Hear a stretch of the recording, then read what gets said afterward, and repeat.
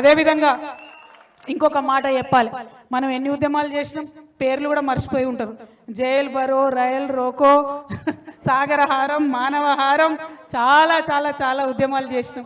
వంట వార్పులు, బతుకమ్మలు, సింగరేణి కార్మికులు, సడక్ బంద్,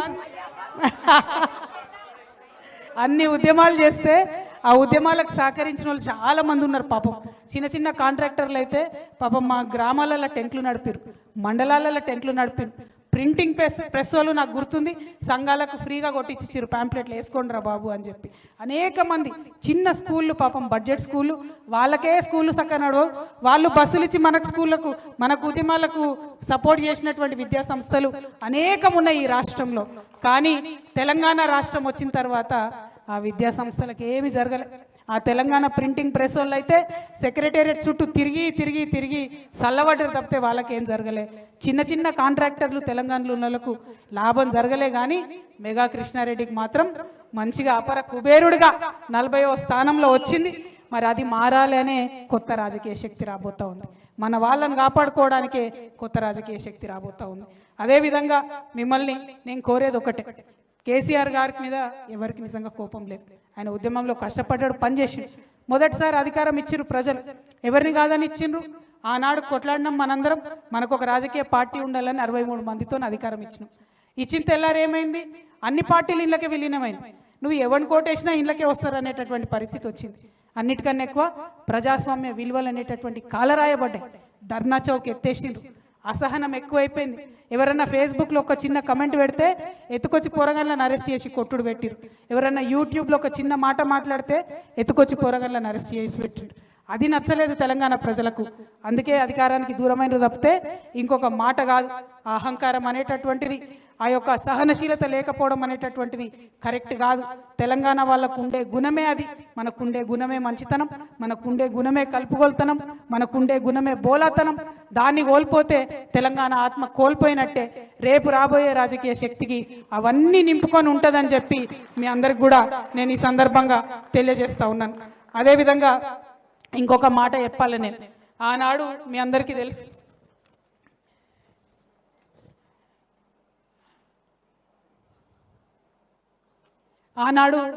తెలుసు, నేను చెప్పుకుంటూ వచ్చిన చరిత్ర, ఎంతోమంది వారసత్వంగా కాపాడుకుంటూ వచ్చినటువంటి తెలంగాణ భావన అనేటటువంటి మెట్లెక్కి ఆనాడు కేసీఆర్ గారు అధికారంలోకి వచ్చారు.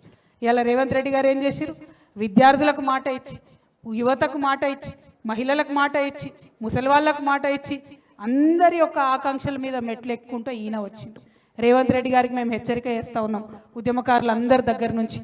ఆ పెద్ద మనిషి ఆ ఆకాంక్షలు పట్టించుకోలేదు కాబట్టి అధికారం కోల్పోయిండు.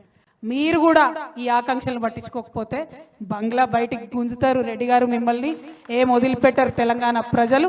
కాబట్టి గుర్తు పెట్టుకోండి, ఒళ్ళు దగ్గర పెట్టుకోండి, ఉద్యమకారులకు ఇచ్చినటువంటి ఆకాంక్షల్ని నెరవేర్చండి. మరి ఇక్కడ ఉద్యమకారుల సంఘాలు అనేకం వచ్చినాయి, అమరవీరుల సంఘాలు అనేకం వచ్చినాయి. మా నాగులు వాళ్ళ భార్య స్వరూప వచ్చింది. ఆ నాగులు అనేటటువంటి తమ్ముడు అసెంబ్లీ ముంగట ఉద్యమకారులను కేసీఆర్ గారు పట్టించుకుంటలేరని నిండు అసెంబ్లీలో తెలంగాణ వచ్చినాక అసెంబ్లీ ముంగట ఒళ్ళు కాల్చుకొని చచ్చిపోయినటువంటి నాగులు ఉన్నాడు. మరి ఆయనకి ఏం జవాబు చెప్తాం ఇవాళ తెలంగాణ ప్రజలు ఆలోచన చేయాలి. అదేవిధంగా మా పూలమ్మ ఉన్నది, వాళ్ళ కొడుకు ఆనాడు అమరుడు అయిపోయినాడు. మరి ఆ పూలమ్మకి ఏం సమాధానం చెప్తామో ఆలోచన చేసుకోవాలి. సిద్ధారెడ్డి సార్ ఉన్నాడు, వేణుగోపాల్ రెడ్డి గారి ఫాదర్, ఆయన కూడా మాట్లాడుతున్నాడు. కేసీఆర్ఏ స్వయంగా అసెంబ్లీలో 1100 మంది పిల్లలు చచ్చిపోయినంటిరి, 540 మందికి కూడా మీరు అమరుల కుటుంబాలను ఆదుకోకపోతే ఏం చేస్తారని చెప్పి వాళ్ళు ప్రశ్న అడుగుతూ ఉన్నారు. అట్లానే ఒకరు కాదు, రెండు కాదు, అనేక మంది. స్వాతి ఉన్నది, ఎవరమ్మా, జయ శ్రీనివాస్ గారి భార్య. థ్యాంక్ యూ స్వాతి అమ్మ. అట్లానే అనేక మంది వచ్చిండ్రు. సాయిరామ్ అన్న వచ్చిండు, తెలంగాణ అమరవీరుల ఆశయ సాధన సమితి. అంజిరెడ్డి గారు వచ్చిరు, మలిదశ ఉద్యమకారుల సంక్షేమ సంఘం. బత్తుల సోమయ్య గారు వచ్చిరు, తెలంగాణ ఉద్యమకారుల ఐక్య వేదిక. కుమారస్వామి గారు వచ్చిరు, కరీంనగర్ ఉద్యమకారుల వేదిక. రవీందర్ రెడ్డి గారు వచ్చిరు, తెలంగాణ ఉద్యమకారుల ఫోరం. బోగే పద్మ గారు వచ్చిరు, ఉద్యమకారుల జేఏసీ. కుసుమ సిద్ధారెడ్డి గారు వచ్చిరు, తెలంగాణ అమరవీరుల కుటుంబాల వేదిక. తెలంగాణ జానకిరెడ్డి గారు వచ్చిరు, టీయూ జేఏసీ. సాజిదా సికిందర్ గారు వచ్చిరు, తెలంగాణ ఉద్యమ జేఏసీ. రావుల వెల్లయ్య గారు వచ్చిరు, స్వర్ణ తెలంగాణ సంక్షేమ సంఘం. అట్లానే థామస్ గారు, మన ఖమ్మం నుండి వచ్చిన కృష్ణ గారు, అనేక మంది ఉద్యమకారులు అన్ని జిల్లాల నుండి వచ్చిన వాళ్ళు కనబడుతున్నారు. మా సింగరేణి నుంచి మా తమ్ముడు వెంకట్ గారు, శ్రీనివాస్ రెడ్డి గారు, కాచం సత్యనారాయణ గారు, తమ్ముడు రంజిత్ గారు, అట్లానే మురళీధర్ దేశపాండే సారు, ప్రతి ఒక్కరికి వచ్చిన వాళ్ళకు పేర్లు మర్చిపోతే క్షమించండి, ఎక్కువ మంది ఉన్నాం. కానీ కలిసినటువంటి సందర్భం, కలుసుకుంటున్నటువంటి సందర్భం ఖచ్చితంగా చరిత్రలో నిలబడిపోయేటటువంటి సందర్భం, ఉద్యమకారుల కోసం మరొక ఉద్యమం చేస్తూ బయలుదేరేటటువంటి సందర్భం. కాబట్టి మిమ్మల్ని నేను కోరేది ఒకటే, కించిత్ బాధతో మాట్లాడినా మన వాళ్ళ మీదనే కొట్లాడాల్సి వచ్చిన ఈ టైంలో ఖచ్చితంగా మనం గుర్తు తెచ్చుకోవాల్సింది ఒక్కడనే.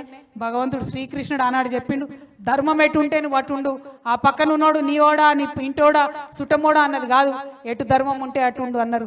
ఇవాళ ధర్మం ఉద్యమకారుల పక్షాన ఉన్నది, ఇవాళ ధర్మం అమరవీరుల కుటుంబాన పక్షాల ఉన్నది. కాబట్టి వారి పక్షాన నిలబడి ఖచ్చితంగా పిడికిలెత్తి పోరాటం చేస్తామని తెలియజేస్తూ మీ అందరి దగ్గర కూడా సెలవు తీసుకుంటా ఉన్నాను. Thank you.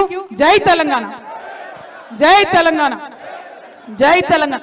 క్యూన్యూస్ పేరు చెప్పి ఎవరైనా వసూళ్లకు, అక్రమాలకు, బెదిరింపులకు గురి చేసిన క్యూన్యూస్కి సమాచారం ఇవ్వండి. క్యూన్యూస్ ఎప్పుడూ ఇలాంటి చర్యలకు పాల్పడదు, ప్రోత్సహించదు. క్యూన్యూస్ ఎల్లప్పుడూ ప్రజా గొంతుకగా ప్రజల సమస్యల కోసం నిరంతరం పోరాడుతుంది. మీకు ఎలాంటి సమస్య ఉన్నా క్యూన్యూస్ని కాంటాక్ట్ అవ్వండి. సంప్రదించవలసిన ఫోన్ నెంబర్ 7569534968 8688926084.